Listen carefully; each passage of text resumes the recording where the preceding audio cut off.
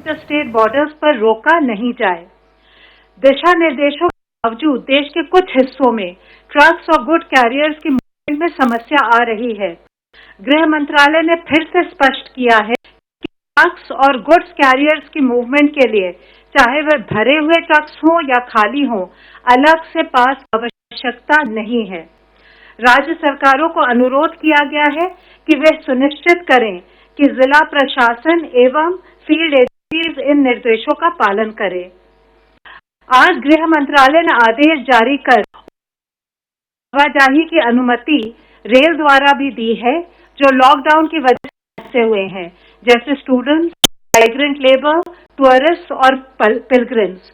इसके लिए संबंधित राज्य सरकारें एवं रेलवे बोर्ड उचित व्यवस्था करेंगे और सभी हेल्थ प्रोटोकॉल्स का अनुपालन सुनिश्चित करेंगे।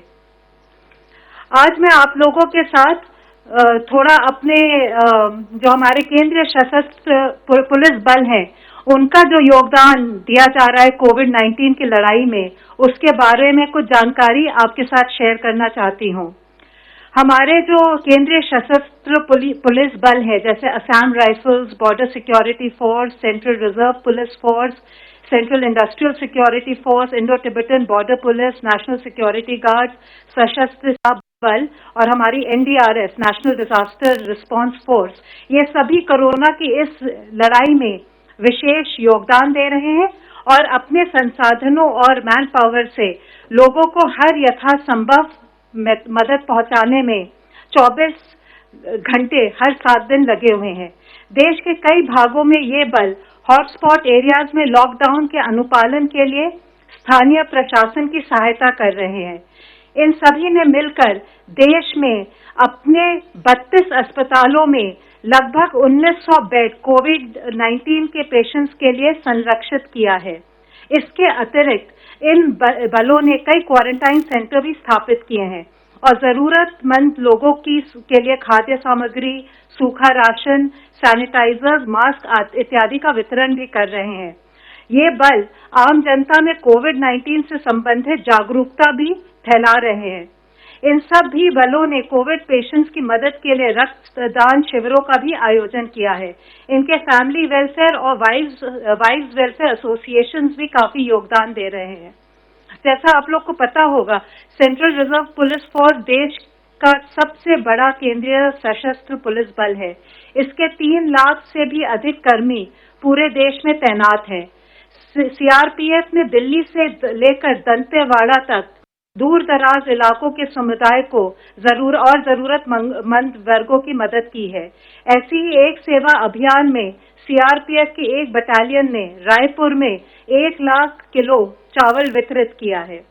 सीआरपीएफ की मददगार नामक राष्ट्रव्यापी हेल्पलाइन भी लोगों की मदद कर रहा है।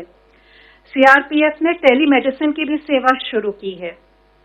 सशस्त्र सीमा बल भी अनुकरणीय कार्य कर रहा है। इन्होंने भारत की सीमा पर फंसे नेपाली नागरिकों को भी जरूरत की सभी चीजें प्रदान की हैं। जो इनके छुट्टी पर गए कर्मचारी हैं, उन्होंने भी स्थानीय क्षेत्रों में प्रशासन की सहायता की। सीआईएसएफ के कर्मी भी लड़ाई में आगे बढ़कर हिस्सा ले रहे हैं। आप लोगों को याद होगा, इन्होंने एयरपोर्ट हेल्थ ऑर्गेनाइजेशन के साथ मिलकर विदेशों से आए यात्रियों की स्क्रीनिंग और जल्द इमिग्रेशन में सहायता की थी। सीआईएसएफ के जो फायर सर्विस विंग है, उसके सभी 103 यूनिट आसपास के क्षेत्रों में सैनिटाइजेशन में जिला अधिकारियों की मदद कर रहे हैं। बॉर्डर सिक्योरिटी फोर्स ने पूर्वी सीमा पर अंतर्राष्ट्रीय सीमा से लगते 300 से अधिक गांवों में न सिर्फ लोगों को आधारभूत जरूरतें मुहैया कराई हैं, बल्कि उनकी चिकित्सा संबंधी सुविधा जो उनको जरूरत है वो भी उपलब्ध करा रहे हैं। पाकिस्तान से लगती हुई 553 किलोमीटर लंबी अंतर्राष्ट्रीय सीमा पर जो किसान अपने खेतों में फसल काटने गए हैं, उनके इक्विपमेंट की सैनिटाइजेशन में भी इन्होंने मदद की है। बीएसएफ ने मेघालय में पशु के भी चारा उपलब्ध कराया है। इस प्रकार वो दूर दराज क्षेत्रों में मोबाइल एटीएम की सुविधा भी आम जनता को मुहैया करा रहे हैं।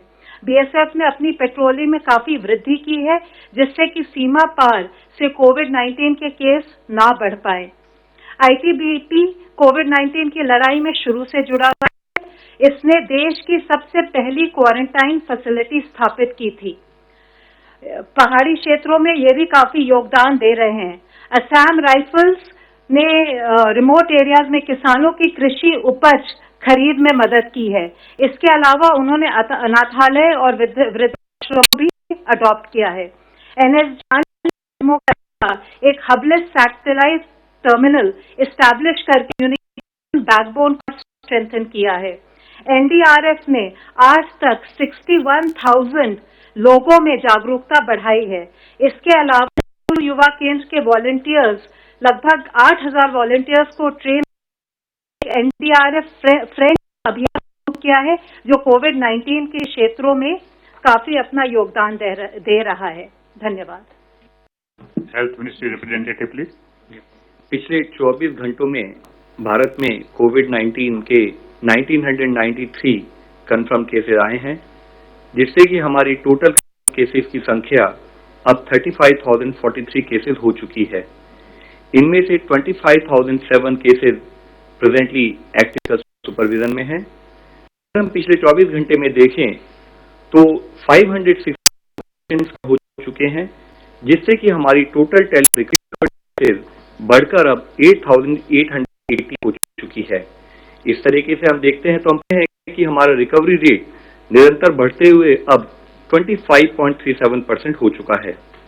जैसे कि आप सभी को पता है कि देश के विभिन्न जिलों को रेड गया है। राज्य और जिला प्रशासन द्वारा कंसंट्रेटेड एफर्ट्स करते हुए यह इंश्योर करना है कि जिन भी जिलों में केस आए हैं या रेड या ऑरेंज डिस्ट्रिक्ट्स, वहां पर इफेक्टिव और स्ट्रिंजेंट कंटेन मेजर्स के थ्रू चेन ऑफ ट्रांसमिशन को ब्रेक किया जाए। Mapping of cases and contacts, यानी कि जितने भी केसेस आए हैं उनको और उनके कॉन्टैक्ट्स को मैप किया जाए। वह केसेस और उनके कॉन्टैक्ट, उनका ज्योग्राफिकल डिस्पर्शन क्या है, उसको एनालाइज किया जाए। उसके साथ ही एक वेल डिफाइंड पेरीमीटर, जिसमें कि सारे रूल्स को प्रॉपरली और तरीके से इन्फोर्स किया जा सकता है, उन क्राइटेरिया को कंसिडरेशन में लेते हुए जहां पर केसेस आए वहां पर एक कंटेनमेंट जोन डिलिनेट किया जाना चाहिए। अर्बन एरियाज में जैसे कि कोई रेजिडेंशियल कॉलोनी हो सकती है, कोई मोहल्ला हो सकता है, कोई म्युनिसिपल वार्ड या कोई पुलिस स्टेशन एरिया या म्युनिसिपल जोन और पूरा टाउन, डिपेंडिंग ऑन की केसेस का स्प्रेड आउट कैसा है। इसी तरीके से रूरल एरियाज में कोई विलेज या क्लस्टर ऑफ विलेज और पुलिस स्टेशन या कोई ग्राम पंचायत या ब्लॉक, इस टाइप के एरियाज को depending on the above parameters हमें कंटेनमेंट जोन को डिलिनेट करना है। इसके साथ ही इन एरियाज में एक बफर जोन भी डिक्लेयर करनी चाहिए अराउंड द कंटेनमेंट जोन, और कंटेनमेंट जोन में except for essential services and activities, सारी एक्टिविटीज पर प्रोहिबिट रहे। वहां हमारा मुख्य एफर्ट हो कि एक तरफ हम जब स्ट्रिंजेंट पैरामीटर कंट्रोल करते हैं, दूसरी तरफ स्पेशल टीम बनाकर कंटेनमेंट जोन में हाउस टू हाउस सर्वेलेंस की जाए। ये स्पेशल टीम्स सभी केसेस को एक्टिव करें। उनका फोकस ILI यानी कि इन्फ्लुएंजा लाइक इलनेसेस और सारी यानी कि सीरियस एक्यूट रेस्पिरेटरी सिंड्रोम के केसेस को डिटेक्ट करने में लगे।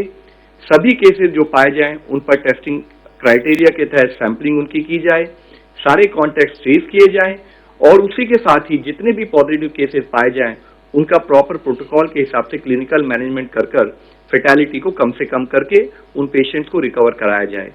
इसी तरीके से हमारे एफर्ट्स होने चाहिए कि हम एक्सटेंसिव सर्वेलेंस करें ILI और सारी केसेस की बफर में in all the health facilities, ताकि ओवरऑल कोऑर्डिनेट एफर्ट्स के थ्रू हम ब्रेक कर पाए चेन ऑफ ट्रांसमिशन को।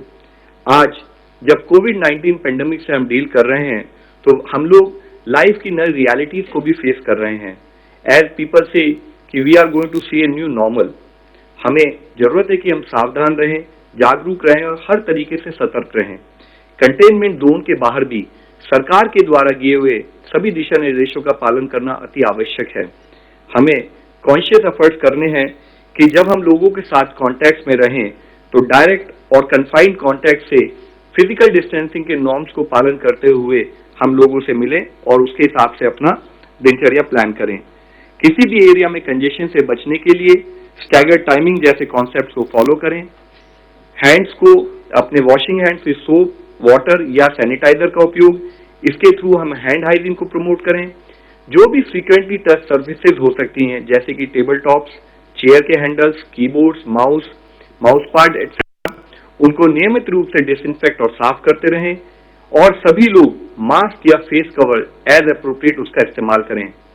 हमें यह समझना चाहिए कि मास्क पहनने वाला व्यक्ति बीमार व्यक्ति नहीं है। पहनने वाला व्यक्ति है जो अपने समाज के बारे में अपनी रेस्पॉन्सिबिलिटी समझता है और विचारशील है। अपनी सुरक्षा के लिए सभी से रिक्वेस्ट करेंगे कि corona tracker application Aarogya Setu download की जाए। इस लड़ाई में पूरा दुनिया जुड़ी हुई है। उस समय पर अगर इंडिया को सक्सेसफुल होकर इससे निकलना है तो जरूरत है कि हम सिंपल एक्शंस जो कि हमें सपोर्ट कर सकते हैं जैसे कि hand hygiene, respiratory hygiene, environmental hygiene और फिजिकल डिस्टेंसिंग का पालन करें। हम सबसे रिक्वेस्ट करते हैं कि kindly help us to help you. धन्यवाद। धन्यवाद। फ्रेंड्स, जैसे आपको मालूम है कि सरकार ने 11 एम्पावर्ड ग्रुप्स गठित किए हैं। हमारे पास ऑलरेडी 4 ग्रुप्स की जो है प्रेजेंटेशन हो चुका है। हमारे साथ हैं चेयरमैन एम्पावर्ड ग्रुप 3 प्रेजेंटेशन। जी, मैं सबको पहले तो नमस्कार और गुड आफ्टरनून। हमारा ग्रुप 3 का जो बेसिक हमारा जो जवाबदारी है वो है कि जो एसेंशियल मेडिकल सप्लाईज है उसको हम उसका अवेलेबिलिटी की करें। तो इसमें जो मोटी मोटी जो मैं बड़ी जो बताना चाहता हूँ तो वेंटिलेटर्स, ऑक्सीजन और oxygen cylinders, PPEs, N95 N99 mask, diagnostic kits और दूसरा जो भी हमको दिया है काम में जैसे भी समय जाता है इसका। तो नेक्स्ट, तो इसमें एक पहली बात मैं बताना चाह रहा था कि भारत का सबसे बड़ा चैलेंज था कि ये बहुत ही ज्यादा ये सब चीजों मैंने जो बताया उसका बहुत बड़ा डिमांड था, ग्लोबल डिमांड अभी है, पूरा विश्व उसको परचेज करना चाहता है, विश्व में से उसका प्रोक्योरमेंट चल रहा है। ये हमारा एक सबसे बड़ा चैलेंज है। इसमें दूसरा चैलेंज था कि वो हमारा अब तक भारत में ये लार्ज इंपोर्ट होता था और जो बनता था वो भी बहुत कम बनता था। पीपी N95 भारत में बनते नहीं थे, वो इंपोर्ट होते थे। थोड़ा वेंटिलेटर्स बनता था, टेस्टिंग किट्स थोड़े बनते थे। तो हमारा स्ट्रेटेजी ये रहा, हमारा ग्रुप का हमको मैंडेट भी दिया गया कि इसको एक अपॉर्चुनिटी की तरह इसको देखा जाए, एक अवसर की तरह देखा जाए और भारत के जिसकी अपनी एक इंडस्ट्री बहुत बड़ा बेस है, हमारे पास टेक्नोलॉजी है, तो उसका उपयोग करके हमारे भारत में ही एक मैन्युफैक्चरिंग बेस ये सबका क्रिएट करना चाहिए और सप्लाई चेन बनाना चाहिए। इसके लिए हमने 3 प्रकार से काम करना शुरू किया। एक तो था कि जो हाल में जो मैन्युफैक्चरर है उसकी कैपेसिटी बढ़ाया जाए, उसकी कैपेसिटी जो है इसको एक्सपांड किया जाए, उसके लिए उसको क्या क्या जरूरत है उसका हमने लिस्ट बनाया और बाद में उसको हमने मदद करना शुरू किया। दूसरा किया कि कोई नया मैन्युफैक्चरर बन सकता है, उसके लिए क्या उनको मदद कर सकते हैं हम, तो उसका हमने शुरू किया। तीसरा है हमने हैंड होल्डिंग एंड फैसिलिटिंग, मैंने जनरली बताया कि बहुत जरूर पड़ती है, उनके लिए मटेरियल बनाना पड़ता है, टेक्नोलॉजी का उपयोग करना पड़ता है, रिसर्च करना पड़ता है, एक किया। एंड इसके लिए हमने hundreds of engineers, officers and scientist को हमने एक टीम बनाया। हर चीज का मैं आपको बताऊंगा कि हमने कैसे काम किया है। एंड इंपोर्ट्स हम कर रहे हैं, ऐसा नहीं कि नहीं करते हैं, उसके भी हमने ऑर्डर किए हैं, लेकिन वो एब्सोल्युटली टाइमलाइन मीट करना है तभी हमने इंपोर्ट का हमने उपयोग किया हुआ है। नेक्स्ट, अच्छा अब वेंटिलेटर में देखिए जो हमको रिक्वायरमेंट दिया गया है ये 75,000 है। अच्छा ये है 3 महीने का है, अप्रैल, मई एंड जून। अच्छा इसमें से आपको बताएं कि 19,000 तो आज भी हमारे पास है। अच्छा हमने 60,884 जितना ऑर्डर कर दिया है। इसमें से आपको बताएं कि खाली 1,000 इंपोर्ट कर रहे हैं। 60,884 में से 59,884 these orders we have given to the local manufacturers and we have identified 7 manufacturers in the country।